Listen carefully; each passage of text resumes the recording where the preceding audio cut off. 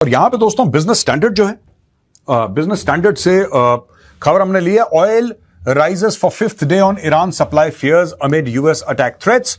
Oil prices rose on Wednesday for a fifth straight session on fears of Iranian supply disruptions due to potential US attack on Iran and possible retaliation against US regional interests.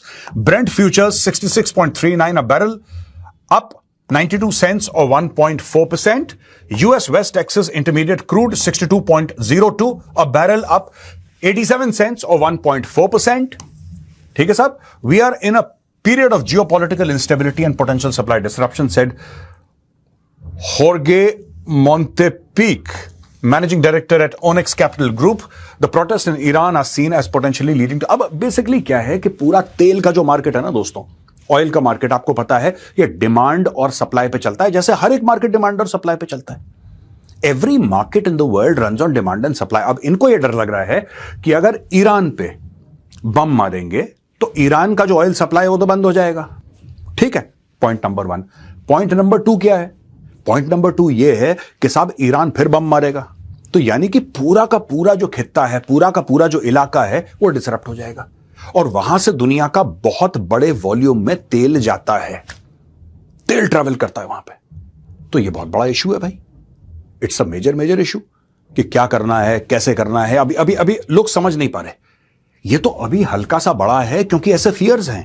अगर कल rocket चला जाता है और Tehran पे rocket गिर जाता है और तेहरान हूथियों को एक्टिवेट कर देता है, सोचिए, तेहरान हूथियों को एक्टिवेट कर देता है, तेहरान और अपने ग्रुप्स को एक्टिवेट कर देता है, तो पूरे मिडिल ईस्ट में आग लग जाएगी। और सबसे पहली कैजुअलिटी जो ह्यूमन लाइव्स हैं वो तो हैं, आज भी हो रही हैं, सबसे बड़ी casualty will be oil supply to the world. और इसके लिए लोग डरे पड़े हुए। दोस्तों, टाइम्स ऑफ इजराइल से खबर हमने ली है कि Israel said to suggest US wait to strike Iran until heat further turned up on regime. अब ये पूरी की पूरी चीज है, जो पूरी स्टोरी है वो सिर्फ ये है कि यार देखो, इजराइल का ये मानना है कि ये जो प्रोटेस्ट है ईरान में ये और ज्यादा बढ़ेंगे। उल्टा ईरान ये कह रहा है कि ये सारा का सारा जो कलेश है ये इजराइल करवा रहा है, ऐसा ईरान कहता है। ईरान कहता है कि यूएस और इजराइल मिलके ये प्रोटेस्ट करवा रहे हैं। अब दोस्तों, ईरान का ये मानना है कि कुछ प्रोटेस्ट जो हैं वो जेन्युइन है, जैसे जो चीजें हैं रोजमर्रा की जिंदगी की चीजें वो बहुत महंगी हो गई हैं, they say that is a genuine protest वगैरह वगैरह। लोग परेशान हैं, करेंसी की वैल्यू डेप्रिशिएट बहुत ज्यादा हो गई है, तो वो जेन्युइन प्रोटेस्ट है। वो ये कह रहे हैं कि जो वायलेंट प्रोटेस्ट है, रेजीम चेंज की है और इसके खिलाफ और उसके खिलाफ और गद्दी से निकालो और मार डालो, ये सारा का सारा मामला इजराइल ने कर रखा है, ऐसा ईरान का मानना है। दूसरी तरफ इजराइल ये कह रहा है कि यार सुनो, आपको तब तक इंतजार करना है, believing that the Islamic Republic may not be sufficiently weakened in order for an American attack to topple it. मैं तो डे 1 से आपसे कह रहा हूं दोस्तों, खेल रेजीम चेंज का है। लोग अभी रेजीम चेंज की बात कर रहे हैं। मैं आपको फिर से एक बार अपना पुराना वीडियो दिखाता हूं, जो मैंने कई महीने पहले यह बोला था कि अल्टीमेट एम इनका रेजीम चेंज है, वरना कोई फायदा नहीं है इस चीज का। दोस्तों, मेरे कुछ पुराने वीडियो हैं, जरा आप देखिए। और ये पूरी अमेरिकन तैयारी कर रहे हैं कि वहां पे 2 चीजें हो जाएं। एक तो वहां पे गृह युद्ध हो जाए, ईरान की बात कर रहा हूं मैं, ईरान के अंदर गृह युद्ध हो जाए, बहुत ज्यादा वहां पे अंदर की परेशानियां हो जाएं रेजीम चेंज के लिए। और दूसरी वो चीज चाहता है कि अगर मैटर मिलिट्री हो जाता है तो सबसे बड़ी बेट जो उनके लिए है दैट इज पाकिस्तान। मेरी एक और भविष्यवाणी आप याद रखिएगा, सेव करिए इस वीडियो को। 2025 में they will make a move for Tehran. ये सक्सेसफुल होंगे, ये फेल होंगे, मुझे नहीं पता, आई डोंट नो, मुझे नहीं पता, हो सकता है फेल ही हो जाए, लेकिन they will make a move, they will somehow make a move for Tehran. I am talking about regime change in Tehran, मैं उसकी बात कर रहा हूं। दोस्तों, ये वाली बात जो है ना, मैं आपको कुछ महीनों से कहता चला आया हूं बार बार कि 2025 में ईरान के साथ कुछ गेम होगा।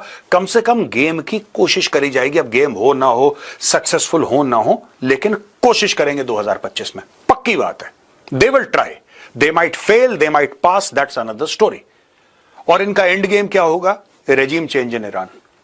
जो खमेनी की जो उसका राज है, यानी कि खमेनी का तख्ता पलट, that is what they will be aiming for. देख लिया, पूरा खेल, मैं डे 1 से कह रहा हूं खेल रेजीम चेंज का है। जिस दिन से मुझे पता लगा कि ऑपरेशन का नाम राइजिंग लायन है, मेरा दिमाग खनका, मैंने बोला कर क्या रहे हैं ये लोग। और जब तक ये रेजीम चेंज नहीं करेंगे ये लोग खुश नहीं होंगे, क्योंकि इनके मकसद जो हैं, या वो पीसफुल ईरान का है या नॉन न्यूक्लियर ईरान का है, वो पूरा नहीं होता। क्योंकि जब तक ये रेजिम रहेगी, जब तक खमेनाई रहेगा, खमेनाई न्यूक्लियर वेपन्स परस्यू करेगा। जब तक ये थियोक्रेटिक इस्लामिक रेजिम रहेगी, they will continue to pursue nuclear weapons. ये रुकेंगे नहीं, ये रुकेंगे नहीं। चाहे आवाम को चाहिए नहीं चाहिए, they don't care, they will continue to pursue nuclear weapons. यहां पे इजराइलीज का ये कहना है अमेरिकन को कि अभी स्ट्राइक मत करो यार, वेट, अभी स्ट्राइक मत करो, रुक जाओ, अभी मामला और गर्म होने वाला है। अभी मामला पूरी तरीके से गर्म हुआ नहीं है, अभी और गर्म होगा। अभी लाखों दर लाखों लोग सड़क पे आएंगे। ट्रंप ने भी यही बात बोली थी, याद है आपको कल का वीडियो?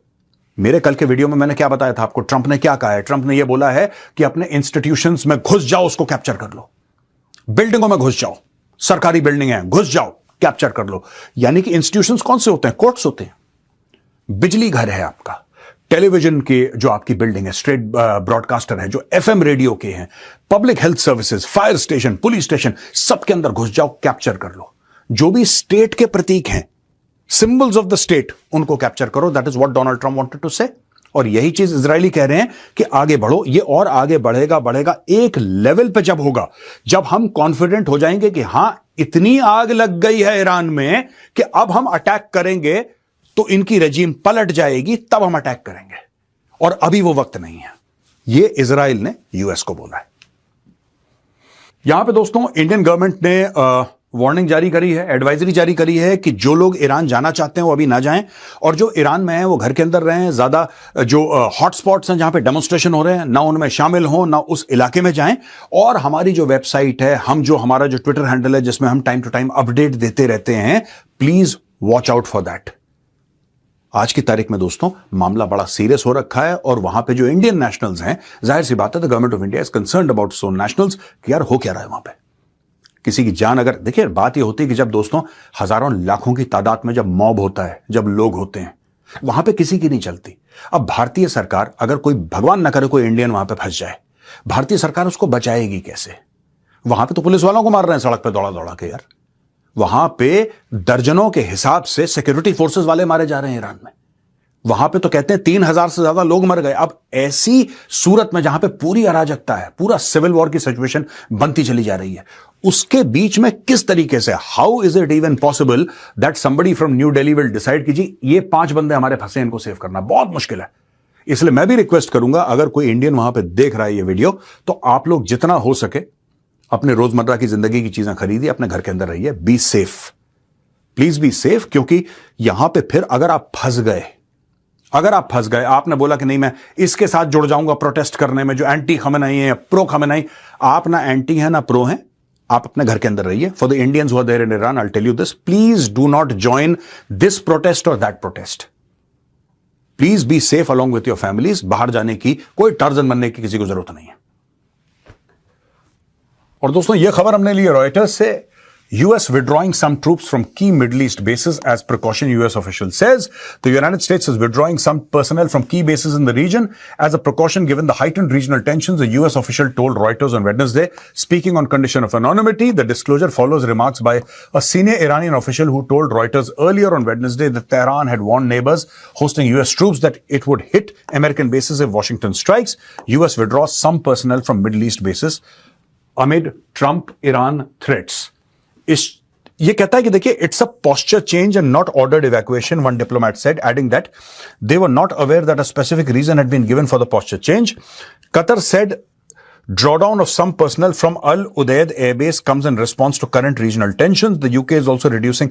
अब मुझे एक बात समझ में नहीं आती है, अल उदैद का एक ये ऊपर से एक इमेज है. अल उदैद इज कतर में इनका बहुत बड़ा बेस है, जैसा मैंने बोला, forward base of the central command, जो उनका सेंटकॉम है. मुझे एक ही बात ये समझ में नहीं आई, अब ये लोग ना आसपास अपने बेसिस से अपने फौजी काम कर रहे हैं. एक बात बताइए, ये वक्त है वहां पे फौजी बढ़ाने का, बिकॉज वॉर इज इमिनेंट. यही तो स्टोरी होती है, वॉर इज इमिनेंट. जब आपको यह बात पता है कि लड़ाई होने वाली है, जब आप बिल्कुल एब्सोल्युटली क्लियर हैं कि आपका प्रेसिडेंट कभी भी बोल देगा, तो यहां पे तो अगर वहां पे 2000 बंदे हैं, आपको वहां पे 10,000 बंदे डालने चाहिए, क्योंकि लड़ाई शुरू होने वाली है. ये मिसाइल मारेगा, पहले ही भाग गए वहां से. ये तो नॉनसेंसिकल चीज है यार. I don't understand this concept. Maybe there is some grand strategy behind it which is beyond my intellectual level. I don't understand. But यहां पे अगर आपके फौजी वहां पे हैं लॉक्ड एंड कॉक्ड और आपका देश अंदर घुसना चाहता है ईरान के, राइट? या तो ये किसी प्रकार का डिसेप्शन प्लान है which I am not aware of. लेकिन ये चीज मुझे भैया बिल्कुल समझ में नहीं आई. I feel that they should take a forward posture rather than taking a safe posture. ये अमेरिकन्स की आदत है, जब उनको लगता है लड़ाई लगने वाली है, जब उनको लगता है कि उनका नुकसान है, वो वहां से दायमाए हो जाते हैं. अरे आपकी फौजी इसीलिए वहां पे यार कि कल अगर आपको लॉन्च करना पड़े, your army should be there.